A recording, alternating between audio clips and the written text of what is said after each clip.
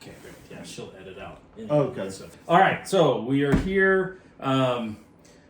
Special guest appearance, I guess. Yeah. You're good. Okay. Hey. Best friend, childhood best friend, Jared, who we've mentioned a couple of times on the videos before. And I think he really, if he could have gone emo, he would have. He was really hot for some goth chick for a while. Oh my gosh. Obviously, Mim isn't here. But we figured this would be a good kind of episode since she's trying to convince me that, you know, her childhood should now be considered nostalgic. I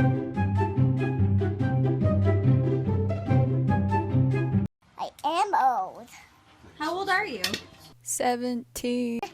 I'm my grandmother. We're going to talk about our childhood. Which is really nostalgic. Which is very nostalgic, yeah. Yeah. First thing I thought we'd talk about is RPGs. Growing up, that was like a huge part of what we did on the weekends. Pretty much Almost every weekend. Yeah. One time, we had those big grandiose plans. It was hilarious. So one time, we had this big grandiose plan that we were going, because somehow you had connections. We were going to set up, remember that distribution company? Oh, yeah, no, absolutely. So, here, it might be a good time to bring out this box here. Yeah.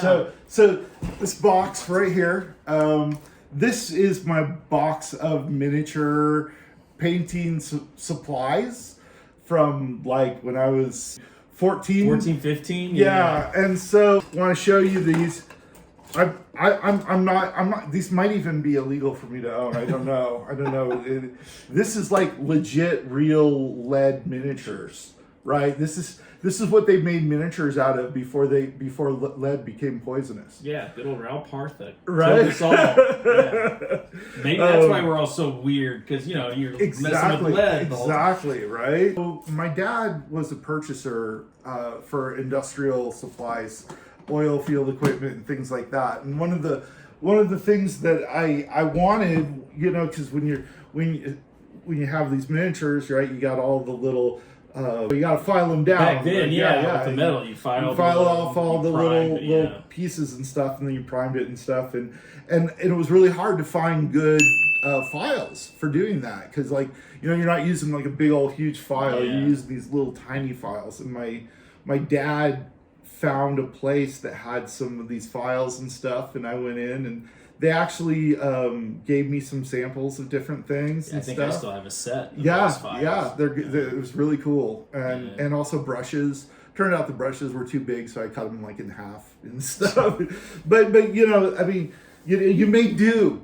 That's right. when you were a kid, you know, they didn't. You couldn't go down to like the game store and buy, like, you know, a bunch of like needle thin brushes and stuff like that. Or, well, even, you know, thinking about that back then in Houston, we had tons of comic book shops. It really was just Nans that did games. Yeah. When we played D&D, like, so I'll tell you the first experience. So it was his older brother Adam.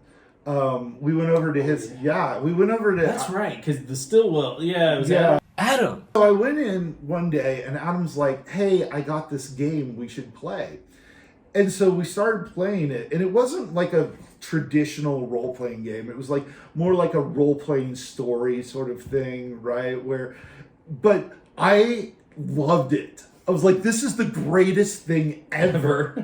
And so the next time I went over to their house, I'm like, let's play that game again. Like, no, I don't want to do that. And so that's what, like, started the bug in me. Most teenagers start off with marijuana. Then they decide to see if heroin has any kick. It does.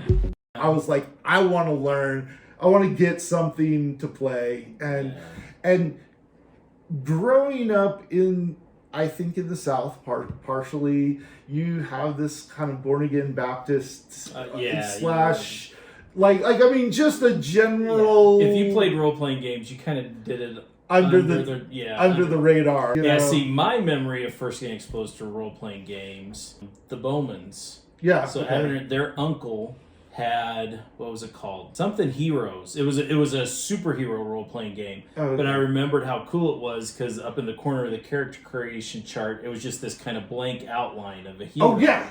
And you could color in and design. No, that was the best. Yeah, I think you played it with us when we were there. Yeah, that's the first memory I have of and I love that because it really started bringing out the creativity of I'm making a character. So I want to say the first ever real role-playing game I ever bought was Gamma World 3rd Edition. Gamma World was awesome. Yeah, and Gamma World 3rd Edition had this, instead of like being like a pure rolling dice kind of game, it was you had this chart on the back, and it was a multicolored chart. It was really similar to the Marvel game where you rolled it, and if you're, it had to land in a certain color. Yeah. I don't think we ever played that game for probably 6 months because we were too busy making characters. Yeah. Like just making characters was fun. I think every person that first starts into role-playing game, that's that's the first thing that oh wait, this is a cool thing, and they make tons of characters. Yeah, like you're like, oh hey, I want to make a mutated animal, and so like I had like this laser beam that shoots out of your eye. Right. The thing I remember loving in Gamma World was the power armors. The different classes of power armors. Those were really cool if too. you could find those and get those, Yeah, it had a flow chart. And whenever you discovered some new technology, you had to roll to see on if this you flow could actually chart to try to understand. figure out if you could understand. No, it was good times. I think Gamma World was good because maybe this is where you were going with originally. So our first role-playing game experience was never Dungeons and Dragons. Right. Yeah, no. And that kind of goes back to the growing up in the South. There shined a shiny demon in the middle of the road. Yep. Dungeons and Dragons was, this satanic, unholy thing. Yeah. But looking back on it, I think that was a good thing because a lot of people who start out with D&D, they never leave it. They never branched leave out into D&D. other stuff. Yeah. And because we were willing to try like everything. Yeah. Okay, so 1987 was, I would say, really weird if you were a Star Wars fan. And I think you'll probably remember this too. I was hanging out with Jared for the weekend, and his parents drove us, I don't think it was to a comic store we'd ever been to before. And they had this poster in the window that was like 10th anniversary, 1977 to 1987. And you're kind of like, it's Star Wars 10th anniversary. Right. But there was like no mass marketing thing. There was nothing except for a new role-playing game. This, yeah. So this is West End Games' Star Wars role-playing game. Right. I'm pretty sure this is my original. Based on the condition. Yeah. Based on the condition. Yeah, see, look, here we go. Yeah. Right here on the back, you got the 10th anniversary seal on the back there. As Star Wars freaks. Yeah. We can honestly say we were in line for Return of the Jedi. Yes. And we were in line together. long enough that Jared's mom gave him a bunch of money. You remember this? And we went over to that store across from Alameda Mall and bought the Lego set. And built the Lego set while waiting for it. You know, my son told me a joke the other day. He says, do you know how warm the inside of a tauntaun is? Lukewarm. Yeah, lukewarm. Yeah, like you can see, like this was, but what I remember about this game, it shows you the age of it. You couldn't be a Jedi. Yeah, no, you couldn't. Like you could be a failed Jedi. Yeah, you could be a failed. Yeah. So the interesting thing about the character sheets in this one is that they are sort of templatized, right? So you could be an alien student of the Force, right? Yeah. Not a Jedi, alien student of the Force. I think this was the first RPG we played where you really did have to invest time in it.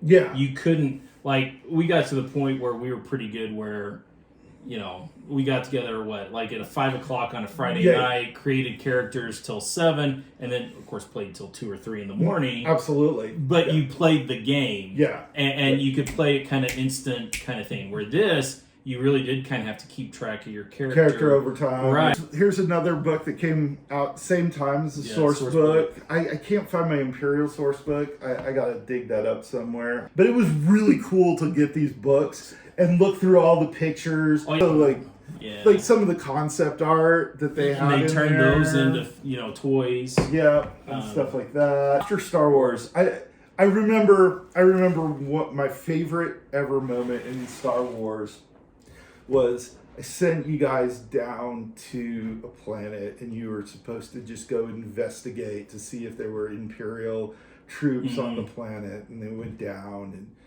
and invariably they ended up in a cantina and started to fight and killed all the stormtroopers. And so then they called down and they ask for a report, and they say, is there any Imperial presence on the planet? And they're like, not anymore. That is about the time period I started to talk about, where we got into palladium. Yes. And palladium was crazy because it started out kind of as different games, but as you played them, you realized they could all connect came together, all of them. This is Turtles, and just as a precursor for this, both of us couldn't find our original copy, and so we started looking on eBay. And we, holy crap. They're expensive. Yeah. They're expensive. I actually got a deal on this one, but I'm still not going to say how much Yeah, I spent. right. Turtles, what happened, the reason I got into Turtles was this kid, I think it was still in junior high. Oh, Like, because you moved yeah. to that house off of Preston. And so there was this kid named Bryce, which I have a kid named Bryce. Maybe it's a, subtle subconscious thing. I was grateful for introducing me to Turtles or whatever. He was like, we were talking about role-playing games, and he told me, oh, there's this game called Teenage Mutant Ninja Turtles. And I'm like, so I went out that night and bought it. And got all the rest of us addicted to Turtles. And I remember there was one where sticks his bow staff right through this dude's mouth and it comes out the back of his head and stuff. Hopefully we won't be knocked off of YouTube for talking about that. Oh no. This was such a great, and again, you gotta understand the artwork. Again, this was like Star Wars, the artwork. Yeah, like the artwork is, again, we're dating ourselves, this was considered cool artwork back then. I think it still is. Yeah. I think. So every one of the guns and things like that, they drew. And you had a really good example of the different weapons and things like that. And I will tell you, still one of my favorite Palladium books is the weapons and armor book. It's probably twice this thick. Oh yeah. And literally every page is full of illustrations of weapons and what they look like. Jared was just holding up this. As far as role playing games go, this is a pretty thin book manual. But then they had expansions come out that were 2-3 times, transdimensional turtles that added the whole time travel element to it. Mutants Down Under may be about the same size, but then there was Truckin' Turtles. About there was the After the Bomb. After the Bomb, which was After the Bomb kind of introduced that Gamma World element back into, so it kind of brought that full circle. And Palladium Books is still around and still producing things for Riffs. Riffs has kind of become their main. So they've actually, obviously this was licensed, and so they don't have the license anymore. But I started flipping through some of the newer Palladium books, and other than calling them the Turtles, they've pulled a lot of the gameplay from this back into Riffs. That is really cool. Turtles was just, and this is another one of those games where you made a lot of characters. Right? When you realize you could take any animal and any person, mutate them, all of a sudden you got 20 characters because every favorite animal, So, and then when new expansions came out, they give instructions for the new animals. Well, and then I think that's the first time, like you're saying, like Mutants Down Under, it was all Australian. Yeah. And then I think they had one that was South America that was all, so they started doing them geographically. Mutants in Outer Space. Mutants in Outer Space, yeah. And so we played that for a really long time. Yeah. I think that was probably our main, and we kind of sometimes would go to Teenagers from Outer Space. you would think that Teenage Mutant Ninja Turtles would be lighthearted enough for us, but Teenagers from Outer Space takes it to kind of a whole epic new level of lightheartedness, right? I'd say the vast majority, we play Teenage Mutant Ninja Turtles or Beyond the Supernatural was another big one. We got into Riffs. We played Riffs. We played Riffs a bit. We played Robotech. Robotech was another one. Palladium Games had. Like D&D, I found myself like... You're pretty static with what... Well, like, so, you know, the characters started to get more and more and more powerful, and the power creep just got bigger and bigger and bigger.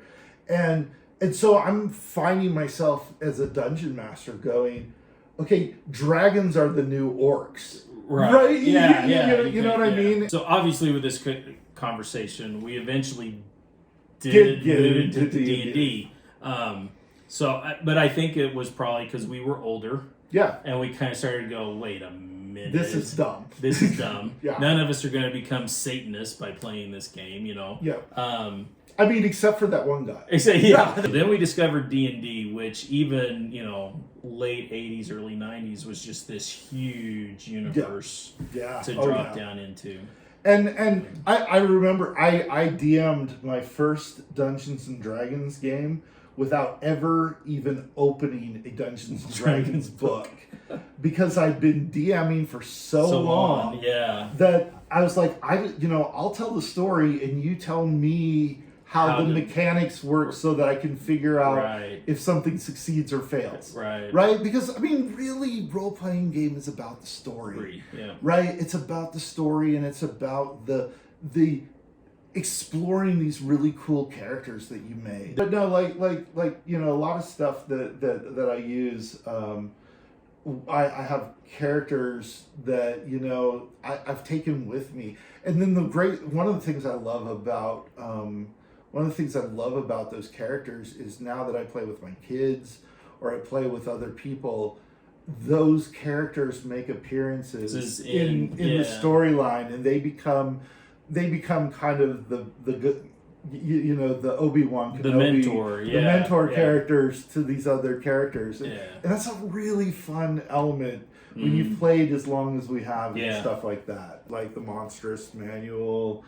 And so, like, we really got in at second edition. I have a bunch of first edition stuff, but it's probably up in my attic right now. He called me how long ago did Stranger Things come out? And he's dude, you got to watch this. It's like us growing up, you know, kind of thing. Because I think all of us in our group, we like that kind of supernatural, paranormal element. So when Ravenloft came Ravenloft was the bomb. D&D, we were like, oh, cool, you know, kind of thing, because you're dealing with werewolves and vampires and all the supernatural kind of stuff. But Ravenloft was this nice, creepy... It was creepy. It was really creepy, and it was, and you really had those moments where you were like, yeah, if you are a shining beacon of goodness, you better watch your back. Yeah, I still love it. I play role playing games with my kids. You DM for Miriam and her friends. You know, because again, like, I know where my kids are. Right? They're not out doing something that I don't want them doing. Right. So that's RPGs. Real quick overview. I know that, like, Mir has big designs of, like, recording an actual game session. Yeah, no, that would be fun. That would be fun. Just kind of see, because I know most people who are probably, most people, you know, we're doing this for fun. I think the most views we've had on a video is like 97. Yeah. Click subscribe. Yep. And click like. Yep. The good pitch. There you go. That's what friends do. All right, guys. Well, I think we're gonna wrap it up here. Role playing games. They're awesome. Play one if you haven't. Play one if you haven't. Yep. Yeah. All right. We'll see you.